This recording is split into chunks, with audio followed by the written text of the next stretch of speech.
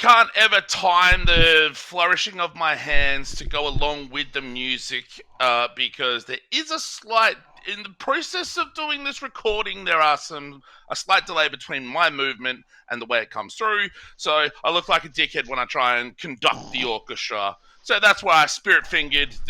Nope, shouldn't say spirit fingered. That comes out really weird. Anyway, moving on. It's the 11th of December. What a great start. It's episode 292 of the Should I Play This Game podcast, the final regularly scheduled podcast episode of the year. Graham Banks, you sick motherfucker. Yep, I am sick. Yeah. Yeah, I've been away in Melbourne, and you can probably tell my voice is a little bit on the croaky side, a little bit. We're going to see how we go with this. I think I'll make it through, so we'll have a red hot go at it and get through it. But yeah, we've recorded a day early just because I'm not too sure if I'm going to do it worse tomorrow when we normally would record. So we're jumping in early and see how we go. But yes, it was a good trip to Melbourne, but yeah, didn't really want to get sick when I got back. Yeah, sometimes these things happen when you go hopping on planes and hang around people and shit. Yeah. People wonder why I just hang out at home all the time and do nothing. It was not by choice I went there. Well, you could have just gone, no, fuck you, I'm working remote. So we do have a couple of little bits and pieces to address in the beginning of the end. The Game Awards happened, so we are going to talk about that. I did do a stream. I probably should ask you this at a different time when your voice isn't fucked, but I quickly checked the YouTube version, and I think because these headphones are open ear, I think the sound leaked and got into the microphone. But that never happens when I'm playing a game. I watched your Twitch stream for a few minutes and noticed exactly the same thing. There's some sort of weird echo double effect. You didn't think to say that? Nah, you're in the middle of a stream of consciousness. I'll let you just do it, so that's fine. Yeah, I don't know what I did. I set the audio capture in OBS for the browser window, and then my microphone as per the norm, but I don't know if it was maybe too loud and that's why it leaked and got into the microphone, or what the fuck happened. Yeah. Like I said, it never happens with a game, so maybe I need to do that a couple more times and play with some things. But anyway, enough of that. Let's see how much of Graham's games he can get through. Before his voice completely takes a shit. One change of scene. And there we go. The scroll bar on the side looks quite short. Yes. So I'm going to guess 2 games. 2 games is it. Yes, that's all I've got to play. The first one is Talos Principle 2. We've discussed this a fair bit already. I'm really digging that game. I really, really like it. We'll get to... This game will probably come back up in conversation later in the show when we talk about the games we want to get to before our Game of the Year podcast is in late January, so we'll come back to that. But yeah, really enjoying it. I mean, so the demo that we got back in must have been in one of the Next Fests from Steam. The second area is not the same as what's in the main game, so the second area in the game is different to the second area from the demo, which is good. So I'm experiencing, seeing different things. As I said, thoroughly enjoying it. Some of the puzzles are starting to ramp up a little bit in their complexity, which is kind of what you expect to see when you start, obviously going through that game. But they haven't introduced any new mechanics yet. So at this stage, it's still the RGB converter thingy, the standard. What the standard ones are called? Light emitter, I think they're called. I'm not so sure. Light refractor. Yeah. And yeah, it's the not other really thing, an emitter because it doesn't emit light. Yeah, it's like I think it might be just a redirector or I'm not sure what they call them. Reflector. Yeah, I don't know. Anyway, so playing that and the driller thing, which allows you to make holes in certain types of walls. That's new into the game. That was in the demo we showed off the video. We showed the demo, so I think that was in that. So nothing is new beyond those 3 things yet. So I'm thoroughly enjoying it. So I'm going to move on to my next game, which is Steam. Oops, I chose the wrong game. I was really curious what I was like, oh yeah? I mean, like, hey, Steamworld Dig 2, fucking fantastic game. I will Joseph, say. I shall remove that game and reload this page, and we will now get that game. Hey! Steamworld Build. So I've played. This game came out Friday night, Saturday morning, last weekend. Yes. And I didn't realise this, but it's on Game Pass, PC, console, and cloud, I Yeah. think. Which I think It was was a. a stealth I announced think it's sort just. of. It was I announced think. like 3 days before. Yeah, that wasn't. I don't think that was known before that. So I thought, oh, brilliant! I got it. I have now done a single playthrough of that game already. Mm. Um, so I've played that a fair bit while I was away. Played it a fair bit the night it came out, or the night it came out, the day it came out. And I've now played through the entire story. It's a story. It's not particularly dramatic. It's got some. I like the characters. I like the voice acting of the characters. But yeah, the story is not exactly. Um, not exactly nothing new, so to speak. But and somewhat predictable. But yeah, it is what it is. But the I game. mean, in fairness, that's not the sort of game that I go to for No, like full-on, I was going to really say. inventive narrative. Yeah, I was going to say that's not what you're playing that game for. No. The demo video we did of that back in a couple of months back now. That doesn't have much more in it beyond. So the thing in the game, it went down one level of the mine. There are two additional levels of that mine you go down. So three in total. So you got so you're changing between four levels: the ground level, line two, level three of the mine. And basically, the upshot is you need to find six parts of the rocket to take off. There's two per level. That's the basics of what you're trying to do. Um, and you, in the second and third mine levels, you actually get attacked by enemies in there. And there's actually I don't think they're in the demo. They might have been grayed out as not available, but there were actual bots that are guards essentially. So there's four types of bots. There's the minor ones, there's the prospectors, mechanics, and then the guards are the fourth one.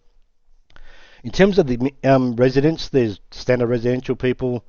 There's engineers, aristobots, and what's the fourth one? Scientists is the fourth one. I think we only got the first two in the demo. I'm pretty sure. Just standard resident workers I and engineers. I think. Pretty sure I that was don't what. remember Aristoblots popping up. Yeah, I don't think. I think there might have been one of the things that was not available in demo kind of a thing. But there is a fourth level, level of class of um, citizen, and that's the engineers. Scientists. And as with each one, as with previous games like this, Anno 1800 comes to mind as being the obvious sort of parallel is that once you once you activate those particular levels of citizens, you've got a whole bunch more stuff to do to make them happy, quote unquote, get their needs met. What I like about that mechanic is that it doesn't disadvantage you if you don't do that particular thing. You just don't get as much money from them, but they don't disappear. They don't stop working. They don't do that. All you get is just get less money from them, from an income stream. Um, so yeah, it's a good game. As we sort of went through that demo, like it simplifies that Anno 1800 mechanics and makes them much easier to follow.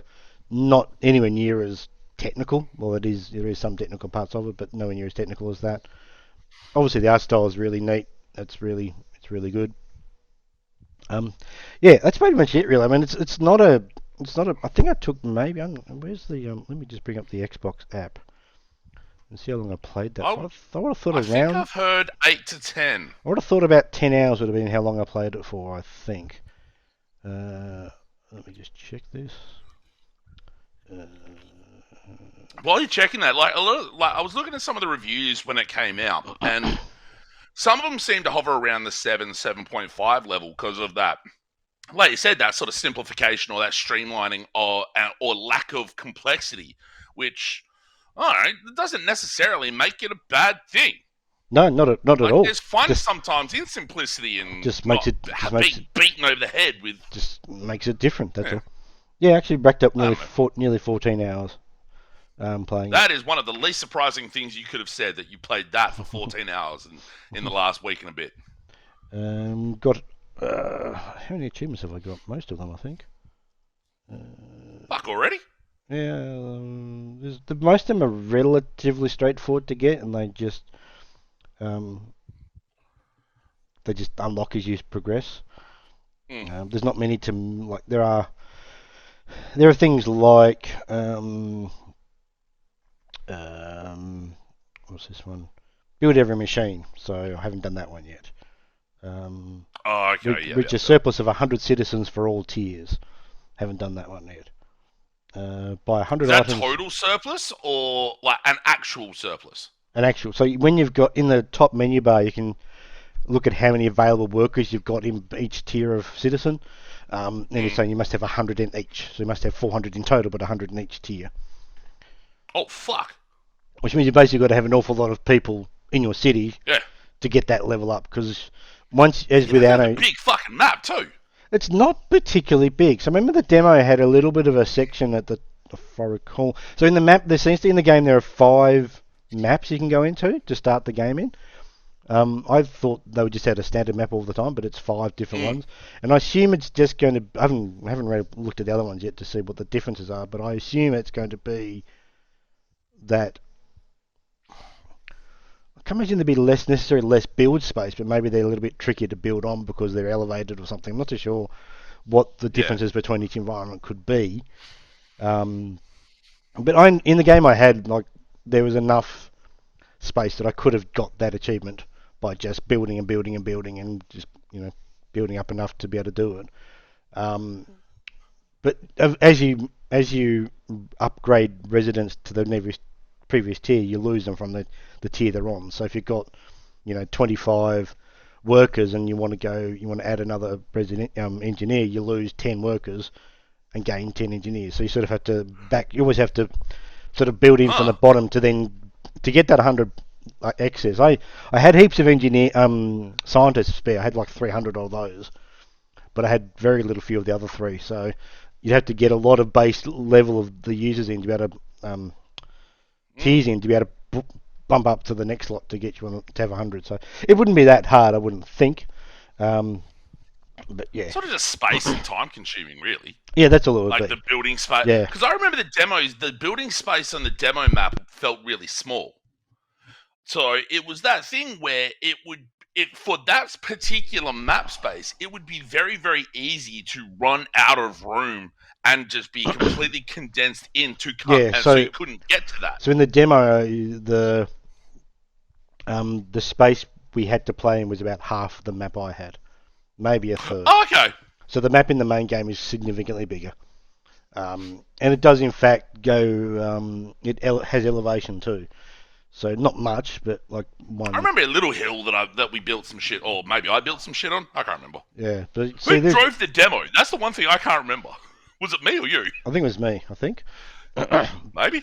Or maybe you were talking me through the driving of the demo? I can't remember. I can't remember either. No, maybe it was that. I can't remember. It was fucking ages ago. I can barely remember 3 weeks ago. Shit. Yeah. So like most of the building is relatively straightforward to do. The biggest thing, like you've got the same mechanic of having, like you've got a production tree of a sort. You need to build this to build this. You need this bit of scrap from the mine to then make this to then give them the product they actually want. There are a couple of those that seem to be I found them quite tricky to keep on top of. The main one was charcoal was quite, even though I had a lot of excess materials for it, I could never seem to build enough kilns to make enough for some reason. But not a big thing, I don't think. But yeah, but yeah. Other than that, I think it's a really good game. Yeah, I think I've seen it described as like a cozy version of Anno 1800, which is probably about right. Excuse me. it does have some aspects of a little bit of stress can come into it, but once you get towards the top end of the tech tree, because once you get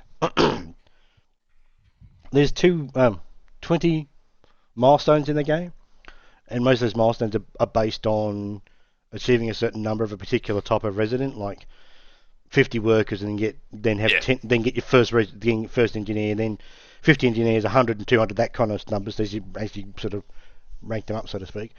Then some are just based around story components, like getting the first part of the rocket ship, that kind of thing. Yeah. Okay.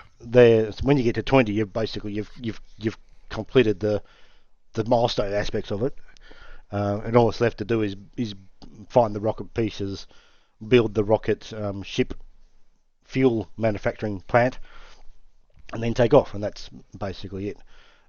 Is there much like narratively beyond the rocket, or you don't want to really say? Because it strikes me that the struggle of building the rocket, launching it, you'd want to know what happens, or is there hints at maybe a future Steamworld game that's going to pick that narrative hook up? I think they've set this up that it could lead into either a second one of these games, or even go back to a SteamWorld Dig 3, for example, based on where they, yeah, I think they've set themselves up to have a sequel of a sort. Whether that's another one of these or another one of the digs, both could probably work, I suspect. Mm. I'd like a second one of these. I mean, it's just a neat little game. Yeah.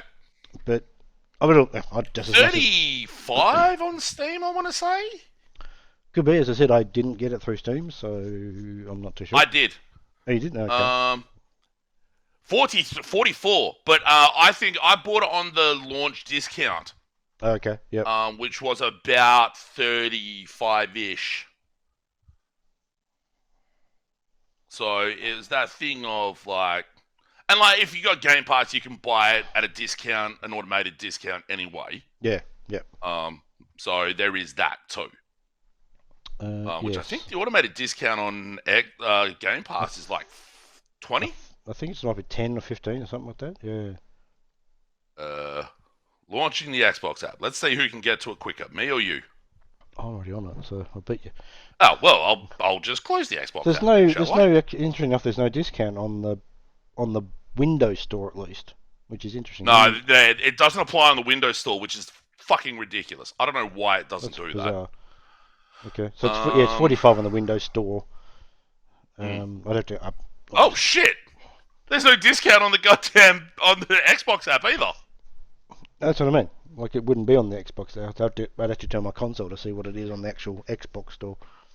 No, in the app for Game Pass, it'll actually apply the discount to the price. Oh, okay. So yeah, okay. There's have you heard of Against the Storm? No. That is that looks like it's just hit Game Pass in its 1.0 state. Sort of kind of city builder-ish, kind of run-based, kind of survival-y sort of thing. No. Reviewing very, very well. I put it in early access because I thought it looked really interesting, and it might be just enough on that city building tip that I can wrap my head around it without feeling like completely lost or stupid. So, and there was the other one I linked you to on the Steam store as well. Yeah, assume I haven't seen any of that because I've been busy for the last 5 days. No, you responded to that. Novalands. You said you were going to check it out. Oh, that one. Okay. Yeah. Yes, Novalands. Factory building, exploration, island management. I'd even forgotten we'd even had that conversation. So that's how rattled my brain is at the moment. There's a really large part of me that in order to make it a title for the show, this show, I want to say the name of a Disturbed song, but I also really don't want to say it because I really dislike that band. I'll just speak in case anyone. Graham's getting down with the sickness, so that would be the sort of where I'd be going with it. But I don't want to do that because I don't like Disturbed. Apart from the part where it goes, ooh, wah, ah, ah, because it's really funny. But anyway, moving on. I'm dumb. Okay, so any viewing in your sick boy time or in your Nah, no. nah? All right, I don't think I've watched anything this week either outside of the Game Awards. But we're gonna get to that. So my game list is by comparison or by usual standards fairly short. Normally in a 2 week span, depending on what's going on, I'll have played between 5 and 8 games. Particularly a 2 week span that also includes me having 3 days off work because of medical procedures and preparation for said medical procedures. But hey, didn't happen this time. Largely because I finished Sea of Stars. I was about 5-6 hours in when we did the last podcast. And basically I marathoned pretty much the rest of it on the Friday, Saturday, and Sunday before going in for my procedure, which worked out pretty well because I wasn't allowed to have dinner on Sunday anyway. I had to stop eating at 1 o'clock in the afternoon. So I was like, "Oh fuck this! I can just play this through, and it's not going to matter if I if I miss dinner and forget about eating dinner." Even though I had to get up at 5:45 to god damn it. Moving on. Once you get past the slow start and the very dialogue text heavy start of that game, it becomes really engaging. Okay. There is still a lot of dialogue that will happen at times, but the exploration of the environment, both as like the individual islands and the overworlds that you get presented with, like just finding the little hidden nooks, crannies, and getting your different items and shit like that is really engaging. It makes me really, really interested in even more interested to play the Super Mario RPG remake. Because like Sabotage talked a lot in the preview cycle, like when they were showing this game off, that they took inspiration from Chrono Trigger, which I've never played because I'd always thought, nah, fuck JRPGs, I don't like them, nah, poo.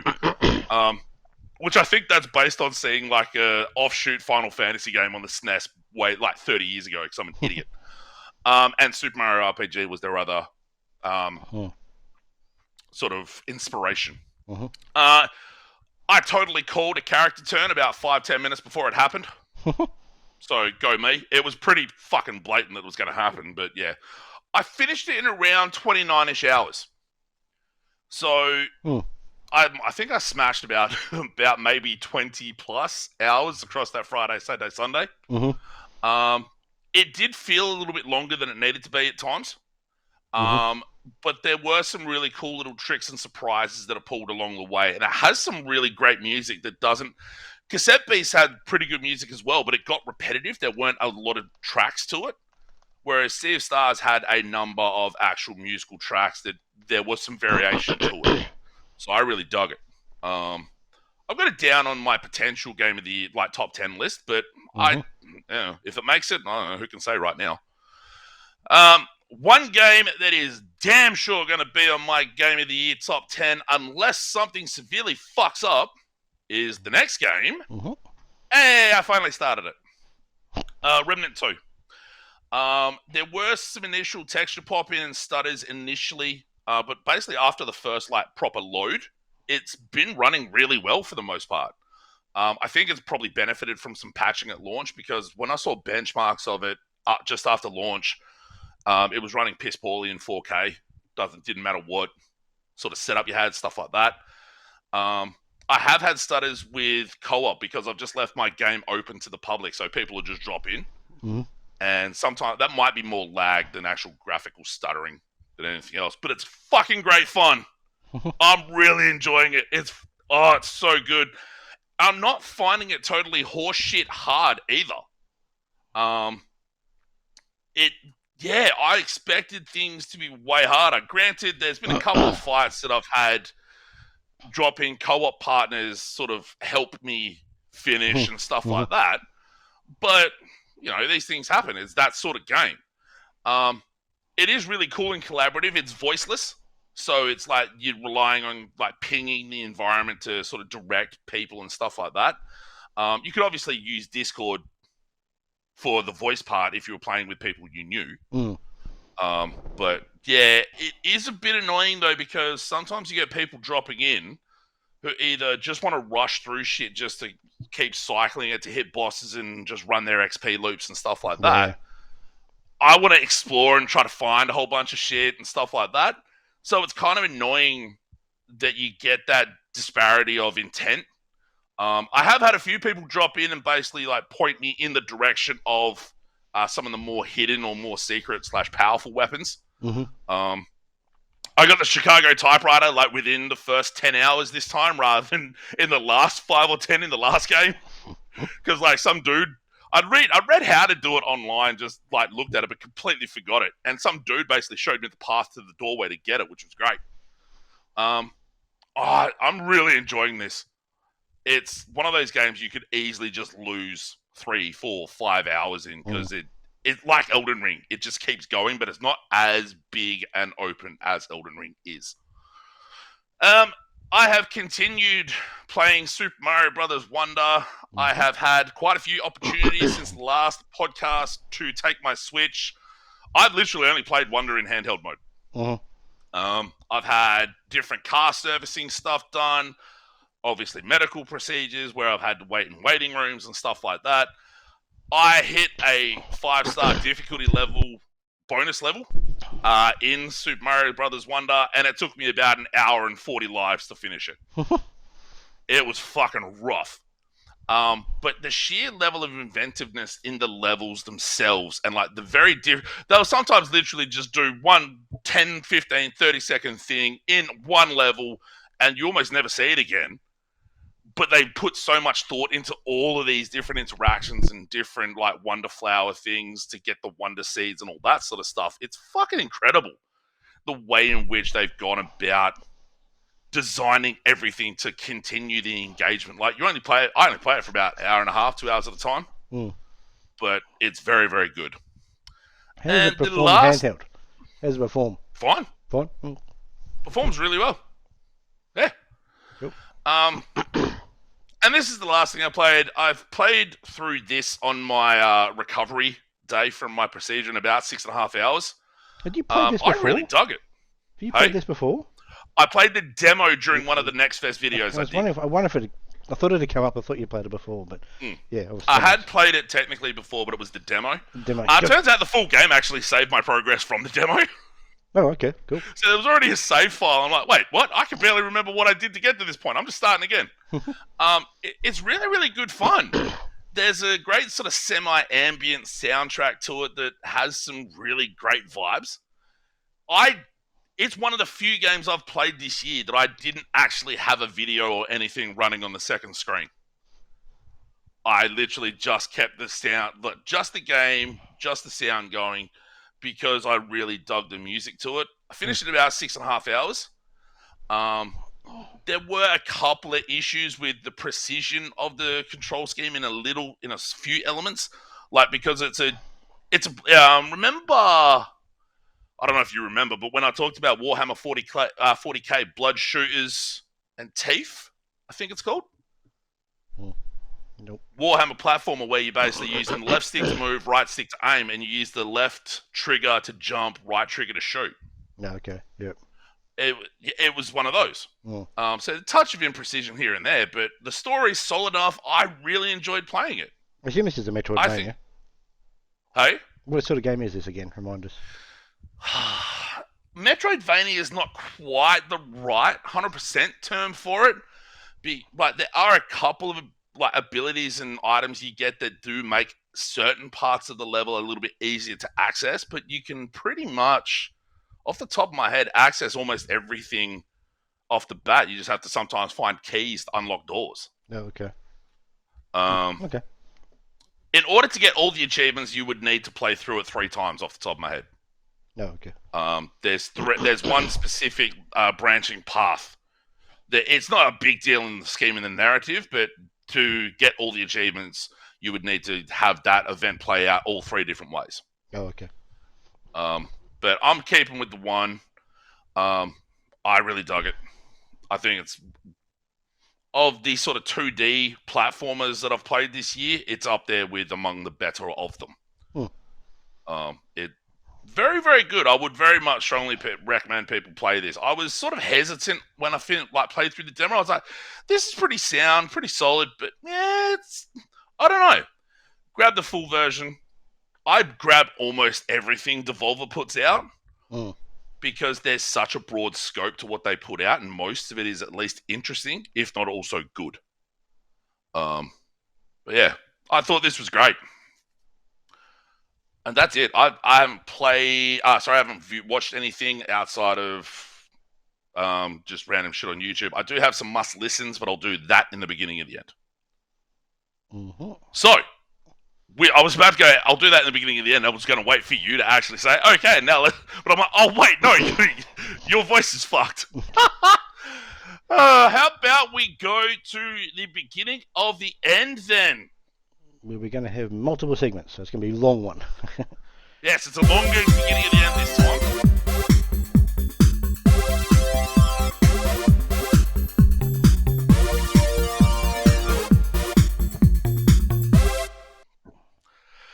I was about to say podcast at shouldiplaythisgame.com. I don't know why. So the Game Awards happened. Just in case, all right, just to get the potential elephant in the room, we watched the Grand Theft Auto 6 trailer. We're not going to talk about it. Moving on. The Game Awards happened. I did a talk over of it where, like I said earlier, I seemed to fuck up the audio capture somehow. So I did. Here's how I tried doing predictions for the awards at the start of it. I got a large number of those wrong. Because, of course, I did. It is a really long show. Yeah, so I started watching it. So we had a discussion on we use Slack for sort of communicating. And you said you were going to try and do a watch over, and I thought, that sounds like an interesting idea. You said, I'll do it after work on Friday, and I thought, that might not work out with me, because I was literally going to land the time you're going to start. Turns out I was like an hour late because of the bloody flights and stuff, so it wouldn't have mattered anyway. But I did start watching it last night. I think probably around the time you were doing your stream, I started to watch the Jeff Gerstmann one that he did of it. Yes. That video is 4 hours long. Like it's got the half-hour pre-show thing, which I think they had a couple of awards in that one. I think they had a few awards in it, but they also had some really cool little interesting things. Like actual announcements. I actually forgot to write down one of the more interesting ones to me is the David Diver Dredge crossover. Which has actually got expanded upon with a press release after the show, and it's basically like embedding Dredge shit in Dave the Diver. Yeah, like you're actually able to fish the aberration animal fish and stuff. Yeah. But yeah, it was. I ended up just getting to a point where it's like, okay, some of this shit I'm just gonna skip through. Yeah. So when Jeff was doing his, I was skipping through the award segments because I just did not care about the awards. I just think the awards themselves, like they've got. So they had. Let's just actually. We haven't got a Where's the actual awards themselves? Actually, who won what sort of a thing? I captured. Still got my notepad. The notepad entry I did for that was on the stream. So let's just have because this one. There's a couple of categories that seem to me to be almost the bloody same. They're kind of they sort of are and sort of are. The best independent game versus best debut independent game. And when you think about what that is, that could just be people who left one studio to start a new one, and that's the debut game, which is bullshit, really. Like, it's not a debut game for those people, but it is. Stormgate will be on there when on the debut indie game when it comes out. Yeah. There's also best art direction, best narrative, and best game direction. Like, aren't they all kind of the same thing? All sort of. I would argue they're not. One's about graphics, one's about story, one's about sort of the actual. I was shocked Alan Wake 2 won game direction. No, I wasn't. Not that I haven't played it yet, but yeah. But anyway, I just find the fact you've got those three categories, and then you do a Game of the Year one, which could be any one of those three winners of that category could win the Game of the Year. And it seems to be like you've got no. What's the word?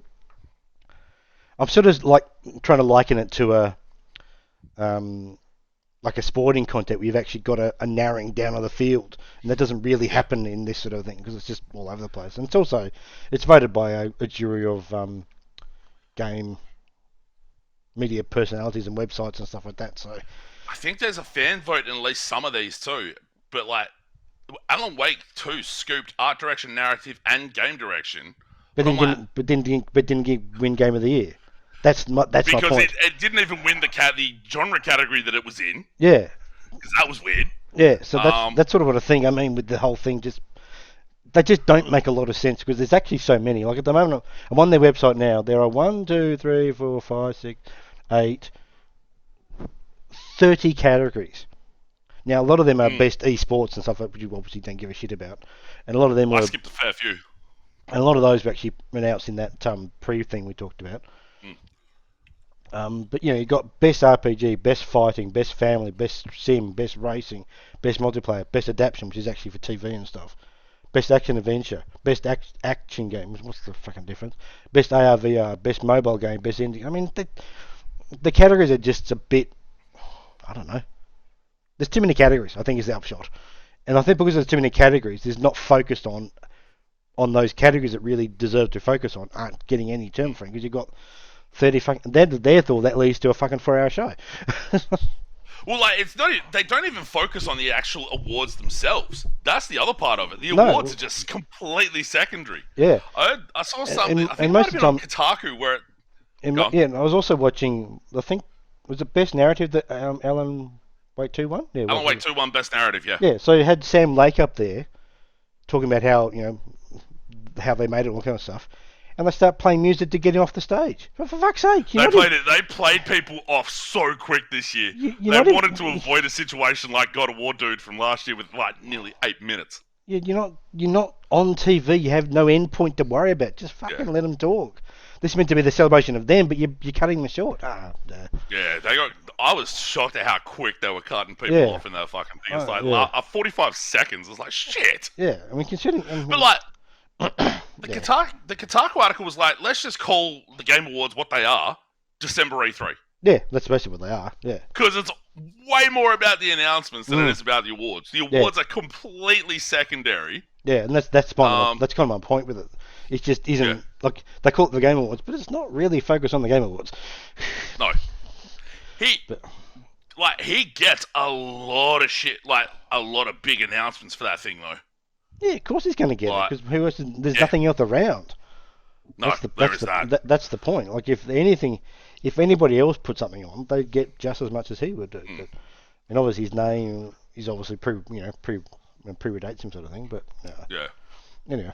I also find it weird how early, like, this GameSpot's Game of the Year was literally, like, the first 4 days of December. For some stupid reason, I'm still subscribed to Giant Bomb Podcast, probably because I'm worried that if I unsubscribe, it'll just delete all the ones I still might want to listen to. They were done and dusted by the end of the first weekend in December. Yeah, they were done real early with their stuff, yeah. It was super early. I'm like, Avatar's out in a week.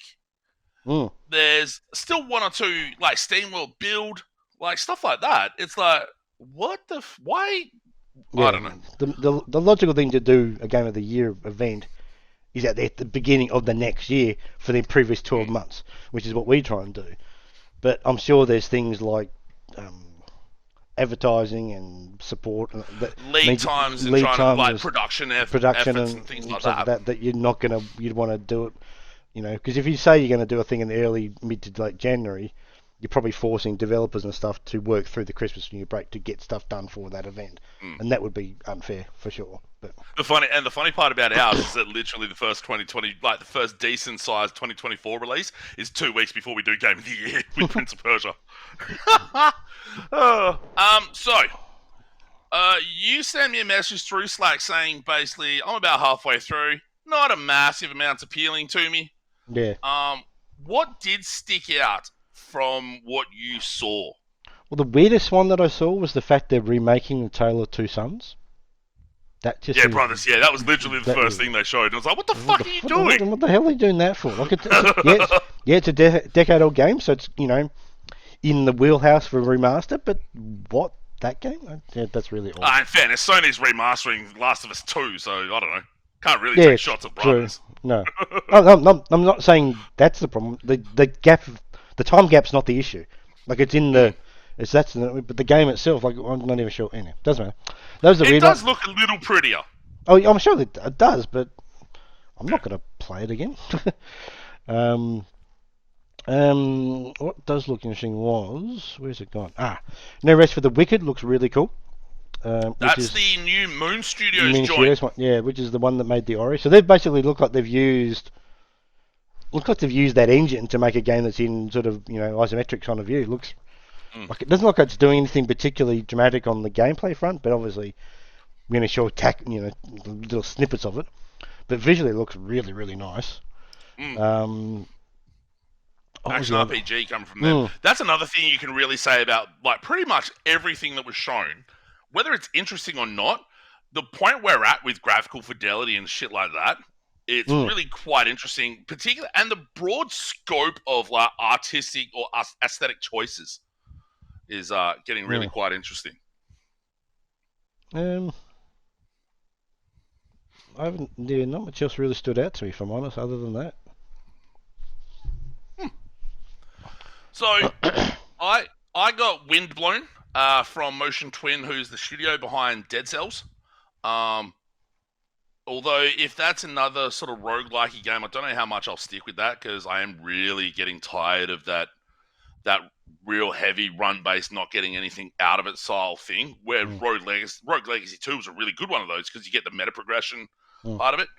Matthew McConaughey being on stage to introduce Exodus. I thought Exodus looked really quite interesting and possibly cool. It also really blew me away that he had a Death Row Records chain on. I was like, wait, that's super weird. There was a story on a hip hop website that said Snoop Dogg is signing someone new to the Death Row roster, and it's Matthew McConaughey. And I thought that was funny. Big Walk, the next game from the studio behind Untitled Goose Game, doing a real mix of like really detailed 3D graphical environments and really like dirt basic character models, and it seemed kind of like The Witness. Yeah. It looked interesting at the very least. How in depth in that the puzzles get is going to be interesting to see. Kamuri, which is the game from the really enthusiastic Japanese lady who worked on Ghostwire Tokyo. She was out on one of the Keeley stages a few years back. She left Tango to go form her own studio. Kamuri is the result of that. Not much in the way of gameplay shown, but it had a real sort of parkour-ish action vibe to it, which I thought was really interesting. We've already mentioned No Rest for the Wicked. The Sega reveals, like basically highlighting 5 games that are all sort of refreshes of old games. I hope they do Jet Set Radio and Crazy Taxi justice, and hope they don't fuck them into the dirt. But who can say? It's Sega. You can never tell with them. Rise of the Ronin looks fucking great. This article we're looking at is different to one I thought we had. There's way more. So trailers. I put 2 up. Yeah, where's the other one gone? Are you talking the Digital Trends one or the Eurogamer one? That's the one I'm talking about. The Digital Trends one. Thank you. Yeah, just above it. Yeah. That was in more of a dot point form, whereas Eurogamers was more chronological, which made it easier for me. The problem is they didn't have all the trailers on it, so that's why I was sort of looking at the names of trailers. Okay. That's why that makes more sense. That's why I didn't. That's why I missed. There wasn't much more, but there was a lot more. Yeah. So you're right. Windblown was looking good. I believe I haven't got to it in my playthrough yet, but they got a release date for Skull and Bones, which is really funny. Yeah, it's like mid-February. Yeah. Does it hit it? Does it hit that release date? No. No chance. Fate is gone. Yeah. No. Rise of the Ronin looks really cool. PlayStation 5 exclusive for now, not even on PC at this stage. Prince of Persia: Lost Crown got, as you said, got a date, which is really cool. I've played that, as I mentioned in. Got a demo date too. Yeah, I'm pretty sure they'll just be the same as what I played at PAX, I assume. Yeah. I assume. What was the other? There was another one which I don't think's on this video. What's the one that was the? Where is it? Got some good footage of Hellblade 2 stuff. I'm not really sure I'm going to play that game, but it looks really cool. That got a date of Augusty, I think. I think so. Yeah. I'm with you. I don't think I'm going to play that Yeah. I mean, I think it unless looks they really work the combat. technically it looks really really impressive. Visually, it Yeah. looks really impressive. I'm just not sure it's the game I want to play. The type of game I want to play. Mm. What's someone else looking for? What sort of game was it? Oh, not by the name of it. It was Visions of Mana. That's the one I saw. The new. Oh yeah, the new Mana, Yeah, the new JRPG. yeah, that looked like visually very standout. Mm. Yes. What else have we got? That's probably all that really stood out for me. What do you reckon about Jurassic Park Survival? Not something I'm into. Survival, that sort of survival game, but See, if it's a yeah, survival game, that's where I'm kind of out. yeah, But apparently, it's more an action adventure style sort of thing yeah, where you're actually fighting against the dinosaurs rather than cut trees down and shit. yeah. It could be okay if that's the case, but yeah, not too sure. Yeah. The other one, look, Uh, Stormgate's been on the cards for a while. That's getting an early access mid next year, which is good. I think the early access is February-ish. Well, May. they're saying in summer 2024. So Yeah, okay. They did a Kickstarter, set the target for 100 grand. They hit that target in 15 minutes. yeah, that's been on. If that tells you what the... That's been talked about for quite a couple of years now. That one, so yeah. I thought Tales of Zenzara, Zhao, looked really cool. Kind of Prince of Persia-y, side-scrolling sort of... Had a bit of Ori vibe to it too, to an extent, like the platforming traversal style of it. Mm. And telling the story of a dude's relationship with his dad who passed away, which he got a bit choked up on stage, and then the crowd cheered him for it. The first Berserker Kazan, that again looked really interesting. I'm really curious to see what Arcane Leon does with Blade, Mm. because Blade's a fucking cool movie. The Arcane Leon games have been very good, but the name Arcane and vampires from this year is kind of a bit of a curse. Mm.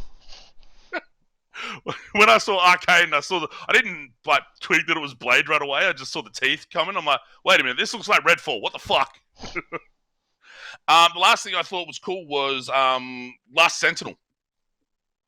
It's sort of a cyberpunk open world style thing. It didn't show any gameplay, but like conceptually an open world sort of action game in that sort of style could be really, really great.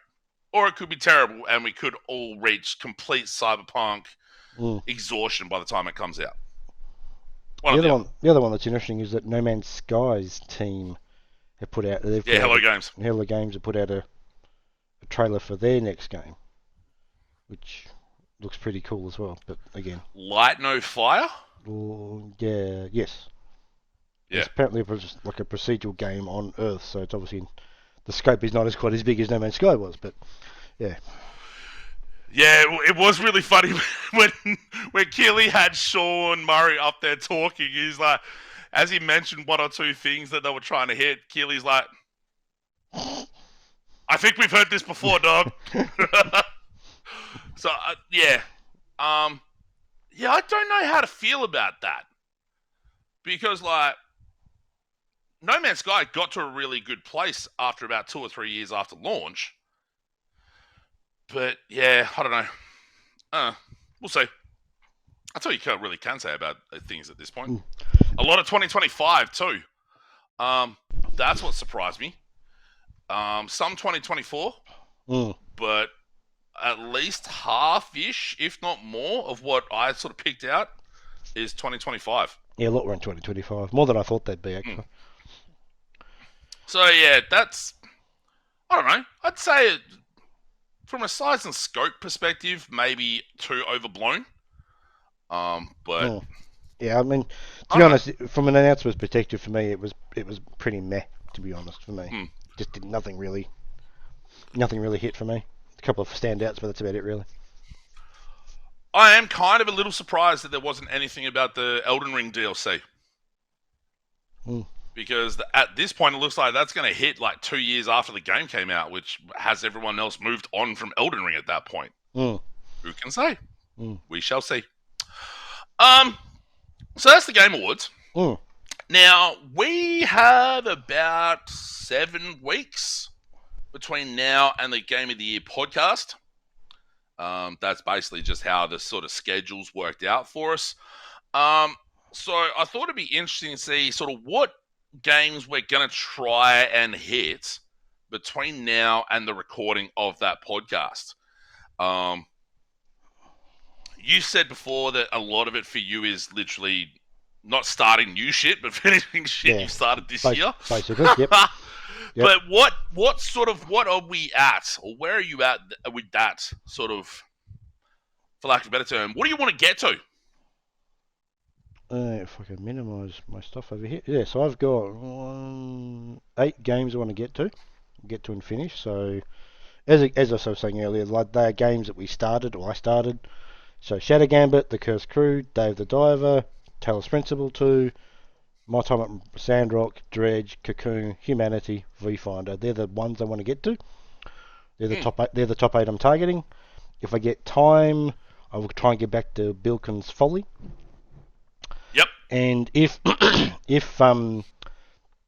rumoured or their planned controller patch comes into it, I may try and get to I Am Future, which is a game that we did a checkout video. Yeah, that's early access, so it's not out yet. No, it's not out yet, but it's still available. Yeah, still available. Yes, you are correct. Still counts. But I'm not going to play it until I get a controller support for it. Is there no controller support in there? No, not yet. No, they're patching it in apparently. Even though the demo had controller support? No, it didn't. I don't think it did. Oh, didn't it? No, I don't think it did.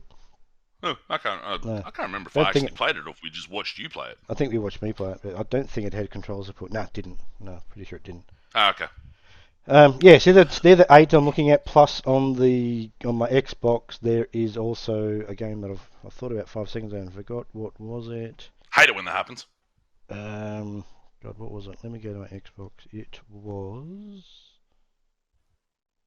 Oh God, what was it? It would have been. I saw it a second ago. What was it? Oh, bloody hell. Is it something you'd already played this year? Yeah, it's something I played this year and I was going to get back to it. Oh, God damn it.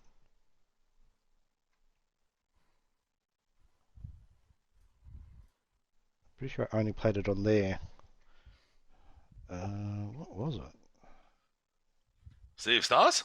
That was it, Sea of Stars. Thank you. That one. Get back to that one. Yeah. Or The Drifter? No, that's a demo. That's not out yet. Ah, okay. Yeah. Yeah, Sea of Stars. Sea of Stars is the other one I wanted to play. That's why I started playing it a month back or so. Yeah. So yeah, there's sort of the 9 games I'm trying to target. So I think if I get through that lot, it'll be bloody miracle if I get through that lot, to be honest. But, I'm trying to get through. That is the goal, to try and get through most of those. At least the ones that are story driven, like I'll get through, which is dramatically all of them. If I don't get through Humanity and Viewfinder, not particularly fast. They're probably in the bottom of that list of 10, of 8 or so. But it's Dave the Diver, Shadow Gambit, and Talos Principle. They're the top 3, and then after that, the other ones will fill through. So yeah. Anything that's out that you don't have yet that you want to hit, or are you not even thinking about that? I'm not really thinking that because I just got enough to play, but yeah. Yeah, nothing really stands out from that perspective that I want to get to that I haven't got even started. But do you have any interest in Baldur's Gate 3? Not really. I mean, yes, but really small amount. Yeah. I just think because of what that game is, if I did start it's fucking huge. It'd be enormous, and I wouldn't ever get anywhere near the end of it. So, yeah, not really. Yeah, that's probably about it. Really, it's just, I mean, for me, that's a bloody big list. Like that's My Time at Sandrock. That's going to be 100 hours plus easily. Fuck. At least, but that's what it was for the first game. So that alone, that's why it's not in the top 3. Because if I target that one, nothing else will get played. So that's really where I'm at with those. If I get through those ones, I'll I'll be happy with my 2023's gaming. You 'Cause tend to do less of what I do, where basically by the time the Game of the Year awards are done, okay, 2023 is done. Let's move on to 2024. no, I'll keep playing. I mean, Yeah. yeah. So what have you actually got for the first sort of quarter or first month of the year? I mean, we know we've got the. Oh, we'll get to that in a second. What are you targeting? Yeah, let's do that in a second. I'll look. Just typed it in for the list. Bang, done. I've got a few more games on my list than you do. Shock and horror. So Remnant 2, I want to obviously get that finished. Everything else is stuff I haven't started yet. So Alan Wake 2, RoboCop, Blasphemous 2, Lies of P, El Paso Elsewhere, Oh, like just remembered one more game. Lamplighters League. Oh yeah, they did some update work on that, I think.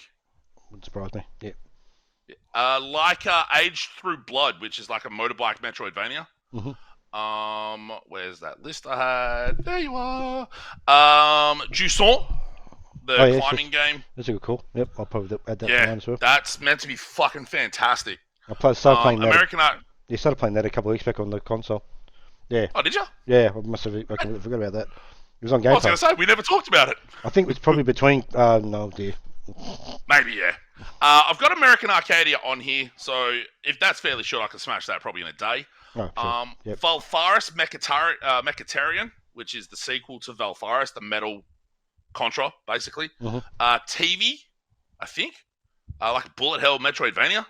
Steamworld Build, Undying, which just came out in early access, kind of like a narrative zombie survival thing. Has had some very positive reviews. I would like to try Against the Storm, but apparently it's quite big and sort of broad in what it is. Super Mario RPG, obviously Super Mario Wonder. I want to keep chipping away at that. The DLCs for Dredge and Resident Evil 4, I would like to try and hit as well. They're both fairly short from what I've heard. And the only game on here that I'm really keen to play that I don't already have is Armored Core 6. Oh, okay. Is quite good. Bare minimum from what I've heard. I'm hoping for a bit of a discount on that, but if I don't get one at some point, I'll just grab it full price. And then we'll go from there. I have an interest on Avatar, Frontiers of Pandora, just because it looks really nice from a visual intellectually. Yeah, but I'm not too sure from what I've read about it. I think we discussed it before the show, or even on. I sent you a message on Slack about it, but you didn't get back to me. Yeah, like it seems to be just seems to be up and down. I'm not sure it's divisive. I think it's the term you use. I think it's just. I said critically divisive. Yeah, that might be the word. Purely. I saw a 4 out of 10, and I saw like a 9.5. Yeah, I've seen that. That's what I've sort of seen as well. And a couple of viewers that I follow, they recommend it. So yeah, you know. I've heard some technical issues. I've heard also people say it's the best Far Cry game or the best Ubisoft game in years. The best Ubisoft map game in years. I'll see if I get to it. But yeah, that's pretty much the main games. Like, that's a lot. I can't see myself hitting all of them. But we'll see what happens. 7 weeks is a lot of time, man. And it's not like I'm playing Apex or Street Fighter or shit. It's not like I'm playing Apex, so I just sink 200 hours over the holidays. The advantage you've got when's your last day? Thursday. Yeah, you've actually got 7 weeks of actual time off. I don't, so that's why I can't anywhere near as target as many games as you play. Oh, and that's been a function of this thing for basically since we've done it. Oh yeah, for sure. Yeah, but we still managed to make it work. We do. So you wanted to quickly touch on the games of January 2024, because you're right. By the time our next actual proper episode hits, January will be done. And remember how I said that basically it was only Prince of Persia? I was wrong. What a fucking surprise that was. So I think like the first few games. So we're just using our usual list, which is the Wikipedia calendar release list. The Internet Games Database does have a much more in-depth release schedule, but that's sometimes like 400 fucking games. So trying to go through that it's just too hard to pass, basically. Sometimes you need to do a bit of let's spend 10 minutes, look over it, pick the highlights. Kind of like what Nextlander does. But anyway, I think the biggest highlight, or the earliest highlight of January is Prince of Persia: The Lost Crown. Really looking forward to that. That's looking really, really good. And it plays really well, yeah. The small amount of time I've spent playing the Leica Age Through Blood demo suggests that it would be very good on the Switch as well. But nothing. I don't think you and I are going to play it because we already have. But let's not mince any words. The Last of Us Part 2 Remastered is a big release from a budget, from an impact standpoint, things like that. It's a fucking pointless release, given they've already done a PS5 patch for the PlayStation 4 version. But, I've got Graven on early access, so that'll be a 1.0 looking towards. Kind of Hexen Heretic, which is weird that I bought it because I don't really, in retrospect, I don't really like Hexen and Heretic as much as I thought I did. The 26th, Australia Day. Australia Day is a bit of a banger, Graham. Like a Dragon, Infinite Wealth, and Tekken 8. One of those I will spend some time with. One of those I probably won't, because I'm too scared. You were going to say something? That seems early for a fighting game. Is that to get into the Evo side of things? It was delayed out of this year. Oh, was it? Okay. Yeah, it was meant to. I think its initial release date was September. I wonder if it'll tell me here. There we go. And then it's not saying anything about. Yeah, it's not saying anything about like when it was initially. Initially now. Yeah, it doesn't. Okay. Yeah, it did get delayed out of 2023 though. Okay. I do remember that. I can't remember when. I can't remember what the target was, but yeah, you're right. Very early for a particularly fighting game. But in fairness, Mortal Kombat 1 came out Street Fighter 6 came out 4 weeks before Evo. True. Yeah. So there's a bunch of different ways you can handle it. It's good that we do.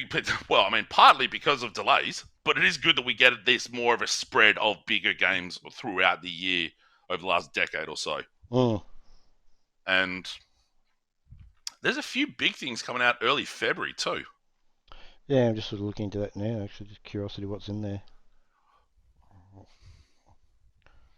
Like Tomb Raider 1 to 3 remastered. That's the original games, isn't it? Being remastered. It is indeed. Which is pretty cool. So there's Persona 3 Reload, which, again, Persona are like 120-hour games, but they're meant to be very, very good. I'm so curious to see if Suicide Squad sticks the landing. Yeah, like they had a showing in the Game Awards, I think, didn't it? Was it a big gameplay thing or a bit of a... It's nothing. It was just like a 90-second thing. Oh, was it? It's not. They've done a much bigger and more in-depth. They did like a 20-minute video a few weeks back, or a couple months ago. I think this thing has the potential to be really, really cool and really interesting, or it's the Avengers. Yeah, that's a live service game that doesn't need it and will die on the vine. Yeah, I think the problem that I've seen with it, from people who have actually played it, is that there's no differentiating between what the characters can do. Like, they can all do the same kind of stuff. Yeah. Whereas what you really want with that kind of game, where you've got multiple different characters, they've all got different skills and abilities that are unique to that particular character because they are unique characters. Yeah. But it seems like, from what I've seen of it, like, everybody can fly and everybody can do this and do that. And it's just, what's kind of the point? Based on what they've shown as well, it'd be hard, like, because King Shark is very melee focused and like this massive powerhouse, but it's some of it's very aerial, ranged combat based. Yeah, so like that would put King Shark at a massive disadvantage. Yeah. And you already know, like, 80% of people who play that game are going to play as fucking Harley Quinn anyway. Captain Boomerang for me. Or maybe I think Deathstroke's in it. Helldivers 2 on the 8th, which they showed a little bit more of during the Game Awards. I'm getting another live service game vibe from that. may be completely incorrect, but that's what I'm getting. Banishes Ghosts of New Eden, action role playing, the next thing from Don't Nod. That I have been very curious of, and the Game Awards showing was the first time I know of that they showed any sort of gameplay for it. Oh, okay, that's actually in there, was it? Okay. It's been mostly sort of pre-rendered, sort of cutscene-y style things they've really shown that I've seen. So it could be very, very good. It could be complete trash. Who can say at this point? I really want to get this Mario vs. Donkey Kong Switch remake. I never played the Game Boy Advance game, but it was very, very well received. Skull and Bones we've already talked about. You're saying it's not hitting the 16th? I think it'll still come out. I just don't think it's going to hit that date. Yeah, it'll come out later. That's what I mean. You don't think it'll hit the 16th of February? No. It'll still come out. It'll come out at some point. I think that this time they kind of have to get it out because of there's so much financial penalty. The Singaporean government will fucking sue them into the ground. Yeah. But I'd like it to be that day because I like this, our nightmare to be over kind of a thing.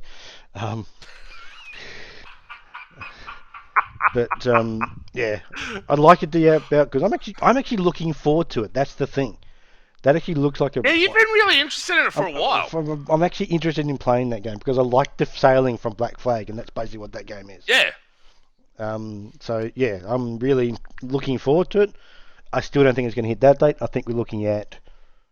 It'll slip into next quarter for them. So it'll hit their next financial year one, I suspect, is what will happen. But we've been here before, so we'll see. Yeah. Last Epoch is an action RPG that is currently in early access. Seems to be getting its 1.0 release on the 21st. Of the non-Diablo action RPGs that are on Steam, seems to be among the better regarded of those. What else is there? Sons of the Forest comes out in 1.0, but I don't really care. Bandai Namco is doing a retro game challenge. What the fuck? Wrath, Aeon of Ruin, another first-person shooter in early access, gets its 1.0 on the 27th, which I'm looking forward to because that's been, I don't know, that seems really cool. And I think the last interesting game for me in February is the Dark Forces remaster because Night Dive's doing it. And Night Dive have been fucking killing it on the remasters front. Although they got bought recently, and who did they get bought by? Acquired by Atari in May of this year. But Atari is letting them continue that work. And then Final Fantasy Rebirth comes out on the 29th, but who fucking cares?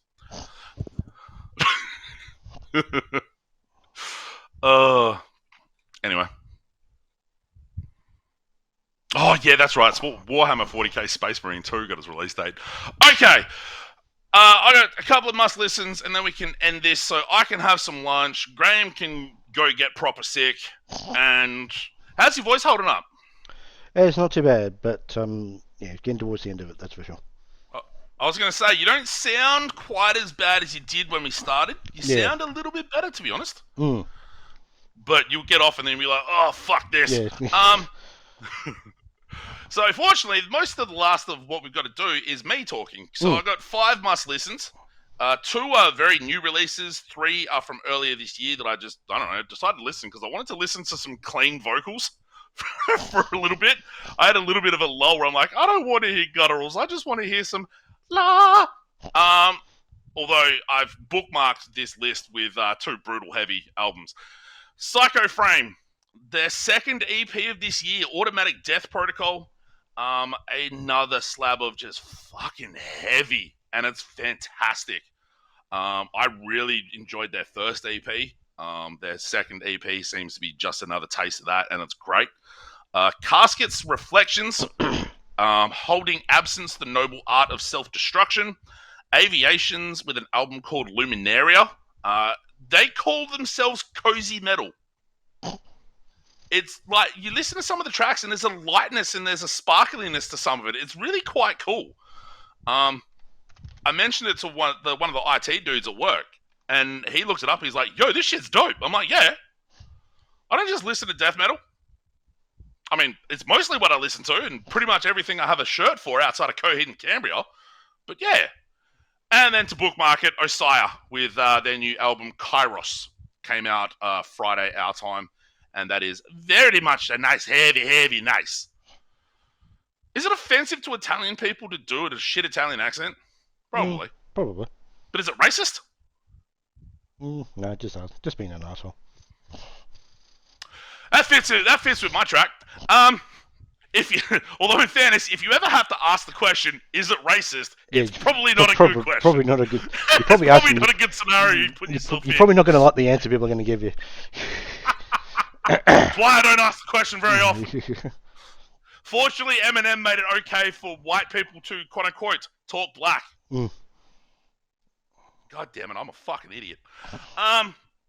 So this is the final episode of the year, as I said. So thank you very much to everyone who has tuned in to the podcast or our video coverage throughout the year. I'm going to keep doing Friday Night Fun mostly through the holidays. I've already got some demos lined up or some games lined up that I want to play on there. So finishing now would be kind of pointless. And twitch.tv/Enemy Starship on that tip. Graham, thank you very much for your hard work on the video front and the fucking that web thing we do, the VMix shit and all that other shit. Yep, all good. Getting real technical about it. Yep, that's what I do. Yep. And we'll be back probably the last weekend of January, I want to say. At least with another podcast. I think that'll probably be the end. Yeah, so we'll probably aim for the recording the Australia Day weekend, I suspect, is our target. For recording our Game of the Year podcast. The first proper podcast will probably be well and truly into February by then, but we'll see how we all go. About halfway through February. Yep, I'd say so. After my first 2 weeks back at work, I literally will go back to work on the day the Game of the Year podcast will hit the YouTubes. Okay, cool. So, yeah, that'll be fun. Fortunately, the first 2 days are literally just sitting in a room listening to people talk. Mm-hmm. So that's all right. So, yeah, thanks for hanging out. Cool. Keep hanging out. Yep. We'll do some video stuff on the next weekend, probably. Not too sure what that'll be, but we'll figure something out. Depending on where you're at. Yeah, where I'm at with everything else. Yeah, yep. How far does Graham get down with the sickness? Fuck, I did it again. Now I almost have to do it as the title. You have to, yeah. Fuck. I ruined it. You ruined it. So yeah. I'll see people for Friday Night Fun during the break, and like Graham said, we'll do some video stuff like next weekend, likely. But cheers for hanging out. Peace, and see you on that next tang. Bye. Play the music. There it is.